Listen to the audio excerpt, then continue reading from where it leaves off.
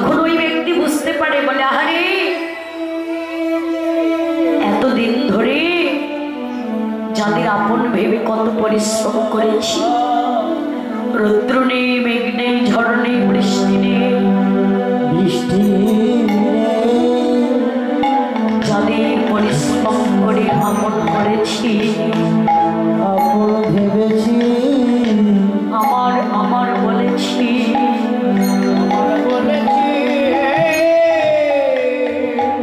আজ তারা তো আমায় মর করে দিল। প্রাণ গোবিন্দ হে, তুমি আমার হও বা না হও, কিন্তু আমি আজ হইতে, আজ হইতে তোমার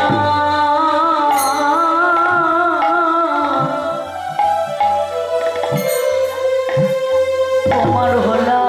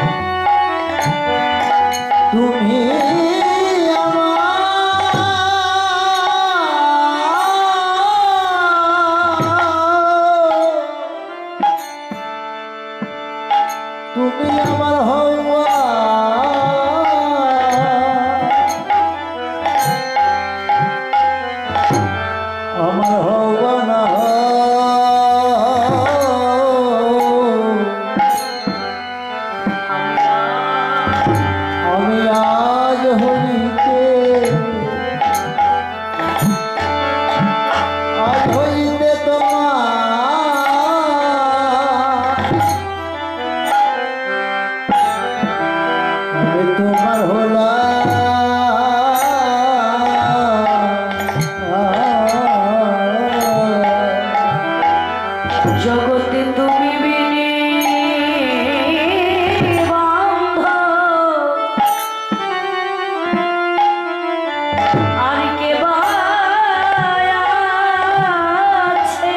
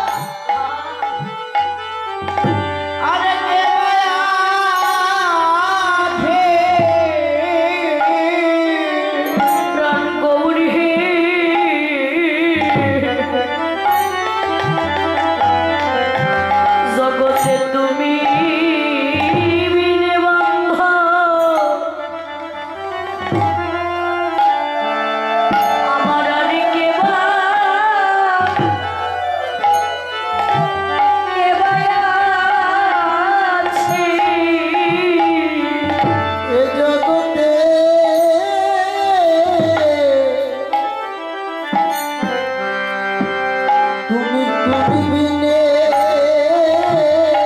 বান্ধ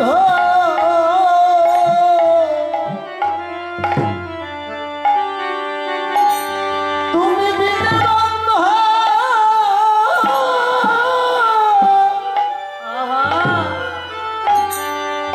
আমার কে মায়া আছে জগতে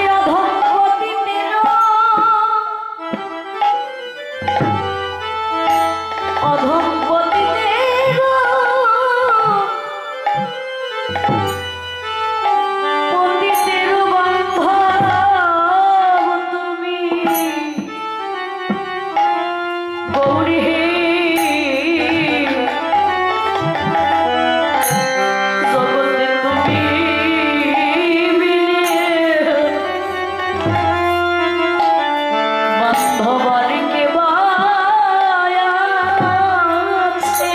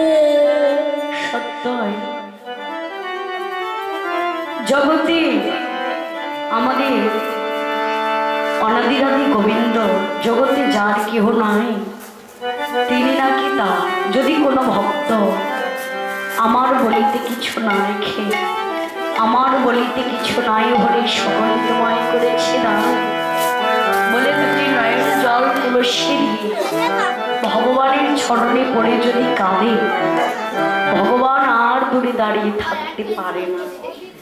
তাই এবার সিংহবেণু মুরলীকে একত্রিত করে মুরলী গৌরীর মধুমাখা চাঁদ বদনের হরি নামের ধ্বনি গৌরীর নামের ধ্বনি যদি কোনো অনুরাগী ভক্তের কর্ণে বাজে তারা কি ঘরে বসত করতে পারে? পারে না।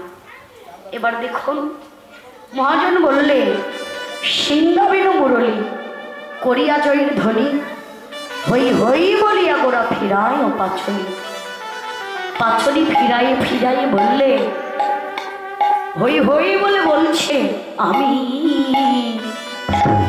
তারিত হই রে তারিত হই রে আমি তারিত হই রে আমি তারিত হই রে ওরে যে জন আমারই হয় আমি তারিত হই রে হরি রে জানা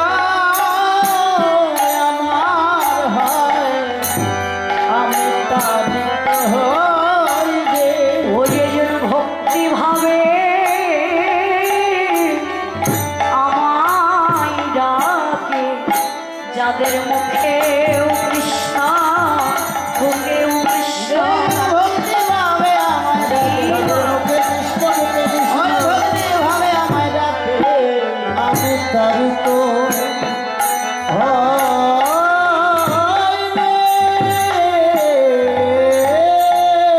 প্রভু বললে আমি তারই তো হই। কার হই? যেজন আমার হয়, যেজন আমায় ভক্তি ভাবই ডাকে, ভক্তির নয়নে প্রেমের নয়নে সদাই হা কৃষ্ণ প্রাণ কৃষ্ণ বলে ডাকে, আমি সেই ভক্তেরই হই। যাদের মুখে কৃষ্ণ বুকে কৃষ্ণ, যারা কৃষ্ণ বিনাম জানে না, সেই ভক্তের জন্মের মতো কেনা হয়ে যায়। এবার গৌরাঙ্গ মহাপ্রভু ধবলী সমলী সিংহাবেনুকে একত্রিত করে এবার মনের আনন্দে হরিনামের ধ্বনি শ্রবণ, হরিনামের ধ্বনি করলেন সকল ভক্তদের সঙ্গে নিয়ে। গৌর ভক্ত কারা ছিল?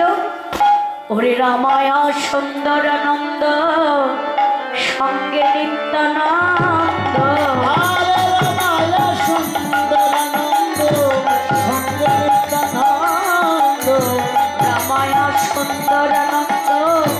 সঙ্গে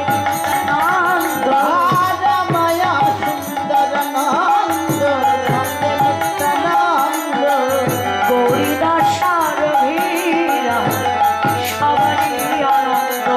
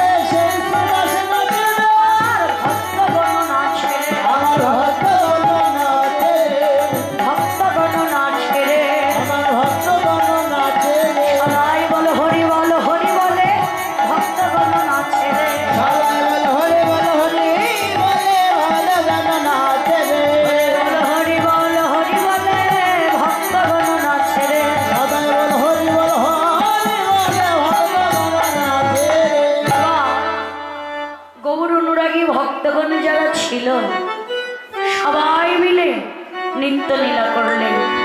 এইদিকে গৌরীর নিত্যলীলা দর্শন করে হরিনামের ধ্বনি শ্রবণ করে নদিয়ায় যত রমণী ছিল সবাই বিভোর হয়ে গেল।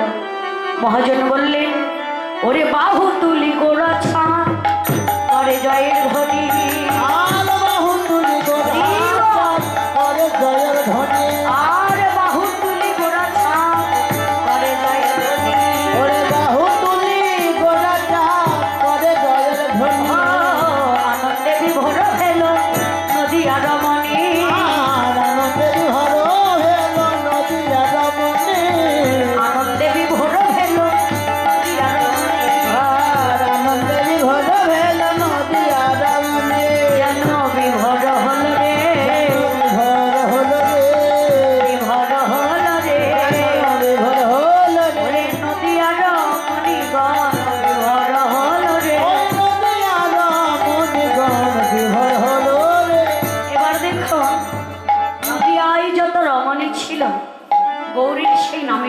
শ্রবণ করে বিভোর হয়ে গেল।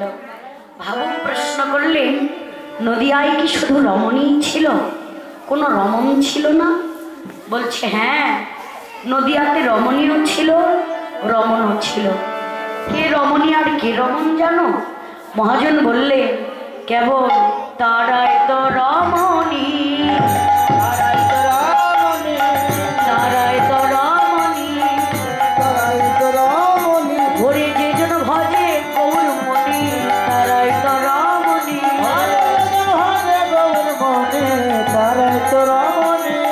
যে জন ভজে গৌরমণি, তারাই তো রমণী। তাহলে রমণীকে মহাজন বললেন, যে জন ভজে গৌর গুণমণি, সেই তো রমণী। অর্থাৎ যারা গুরুকে গৌরাঙ্গ রূপে দেখেছে, যারা মাথার মনে ঠিক রেখেছে, যারা গুরুর কৃপা পেয়েছে, সেই রমণী। তাহলে দেখুন, ভাবুক প্রশ্ন করে বললেন, আচ্ছা আমি এখানে বুঝতে পারি রমণ আর রমণী, নারী আর পুরুষ, বাবা আর মা। তাহলে মায়েরাই কি শুধু গৌর গুণমণি ভজেছিলেন, বাবারা কি নয়? মহাজন বললেন, ইহ জগতে প্রকৃতি হইয়া যেবা করে প্রকৃতির সঙ্গ, দিনে দিনে বাড়ে তার প্রেমেরই তরঙ্গ। প্রকৃতি হইয়া যেবা করে প্রকৃতির সম্ভাষণ, মহাপ্রভু বলে আমি তার নাহিরি বদল। হরিনামের আসরে হরিনাম বলিতে কহিতে শ্রবণ করিতে জীবের হৃদয়ে যদি প্রেম ভাবের উদয় হয়, তখন কি জীবের মাঝে কোনো কামভাব থাকে? থাকে না। ভাবুক বললেন, কোনো ভক্ত যদি কামদেহ নিয়ে এসে হরিনামের আসরে বসে, মহাজন বললেন, কোনো ভক্ত যদি কামদেহ নিয়ে হরিনামের আসরে এসে বসে, আর ওই ভক্তের কর্ণে হরিনামের ধ্বনি বেজে ওঠার সঙ্গে সঙ্গে কাম দূরে গিয়ে প্রেমে জড়িত হয়ে যায়, ভাব রমণীয় হয়ে যায়। এবার তাহলে এই হরিনামের আসরে আমাদের নারী পুরুষ কোনো ভেদাভেদ নেই। এখানে আমরা সবাই প্রকৃতি, আমাদের পুরুষ একজনের অনাবিরাদি গোবিন্দ। এই হরিনামের আসরে বাবা মা উভয়ের বদ্ধ, যে গুরুর চরণ আশ্রয় করেছে, যে গুরুর কৃপা পেয়েছে, যে গৌর গুণমণি ভজন করেছে, সেই রমণী, আর বাকি সব রমণ। বাসুদেব ঘোষ পদকর্তা বললেন, বাসুদেব ঘোষে কাহে মনের হরিষে, আর বাসুদেব ঘোষে কাহে মনের হরিষে, আর বাসুদেব ঘোষে কাহে মনের হরিষে, গোষ্ঠলীলা গোরাছা করিলা প্রকাশে, গোষ্ঠলীলা গোরাছা করিলা প্রকাশে, লীলা প্রকাশ করিল, প্রকাশ করিল, প্রকাশ করিল, প্রকাশ করিল, ওই ব্রজ হইতে নদে এসে লীলা প্রকাশ করিল, ওই ব্রজ হইতে নদে এসে প্রকাশ করিল, ওই ব্রজ হইতে নদে এসে প্রকাশ করিল, ওই ব্রজ হইতে নদে এসে প্রকাশ করিল। আর বাসুদেব ঘোষে কাহে মনের হরিষে, গোষ্ঠলীলা গোরাছা করিলা প্রকাশে, করিলা